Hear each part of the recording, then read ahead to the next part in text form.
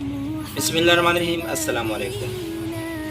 नज़र और दिल की हिफाजत किस तरह करें? मेरे पीर मुर्शिद फरमाते हैं कि नज़र शैतान के तीरों में से एक तीर है जो जहाँ पर लगता है उसका पूरा अक्स दिल को देता है और दिल में इरादे ख़यालात पैदा होते हैं जिसकी वजह से इंसान गुनाह कर लेता है। तो ये बहुत बड़ा एक तीर है शैतान के तीरों में से, तो इसकी हिफाजत करें।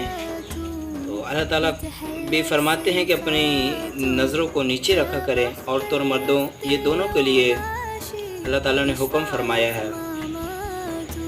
तो जितना हो सके अपनी नज़र की हिफाजत करें। कोई भी गैर महरम आ रही है तो अपनी नज़रों को नीचा करें ताकि दिल में ख्याल पैदा ना हो। और दूसरी बात, अल्लाह के जो नेक बंदे हैं उनके पास आना जाना रखें।